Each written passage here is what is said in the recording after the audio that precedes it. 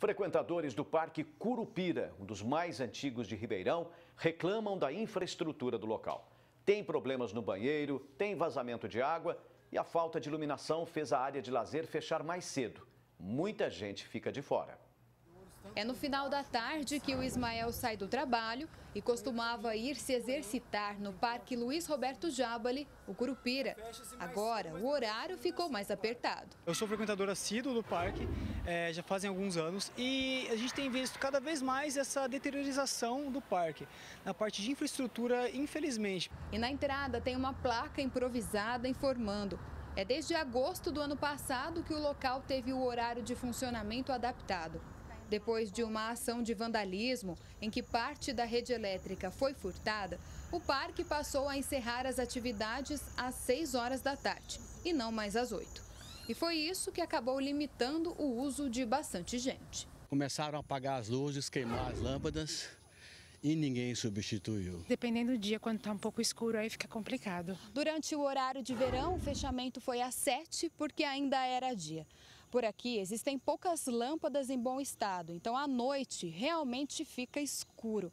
Agora, o que os frequentadores querem saber é por que fechar mais cedo em vez de adequar a iluminação. Essa lógica de, poxa, eu vou fechar mais cedo, ao invés de eu trocar aí, fazer uma iluminação, né, que até os guardas municipais instruem as pessoas a saírem às 18 horas, tem uma plaquinha que eles fizeram, para evitar até alguns imprevistos aí. Quem da população tem a possibilidade de acabar o expediente antes das 6 da tarde? São poucas pessoas que podem se utilizar desse parque, ou seja, você restringe o uso do parque. Está postergando um problema para o futuro.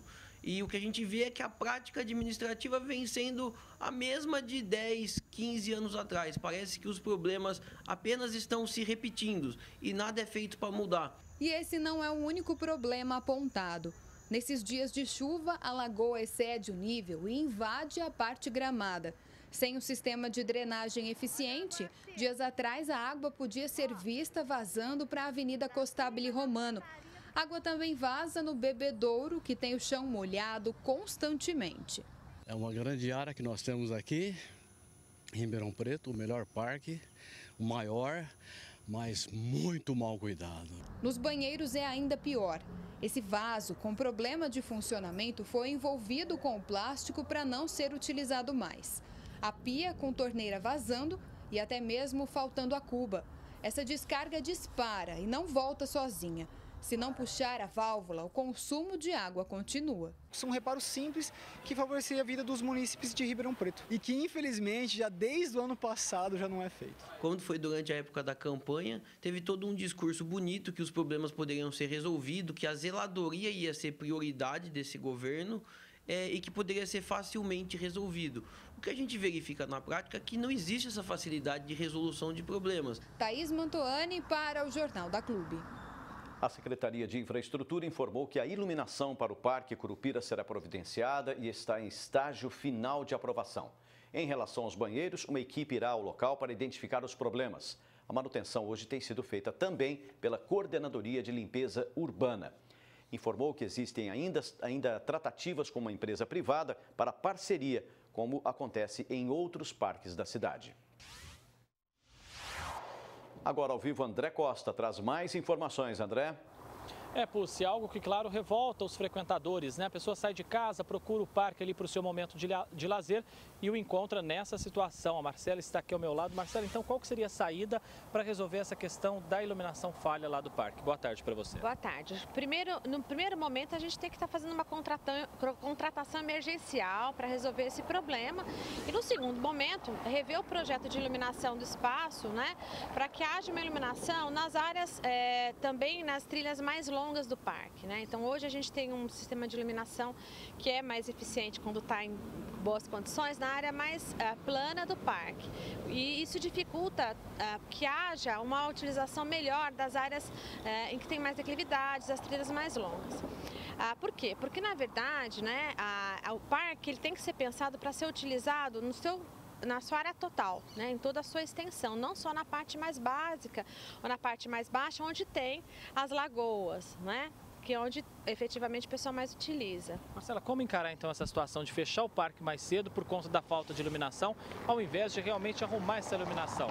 Eu acho que assim, esse problema não é um problema só do Parque Curupira, né? A gente tem esse problema crônico em Ribeirão Preto. A gente tem uma má manutenção em todos os parques urbanos, em praças, em áreas verdes. A gente já tem poucas áreas verdes no município, né? Poucos parques, e a maioria deles quase totalmente na Zona Sul ainda, né? Que é onde efetivamente não seria mais tão necessário ter esses parques, e ainda eles falta manutenção na grande maioria dessas áreas. Então acho que o problema ele é crônico, não é um problema específico do Curupira.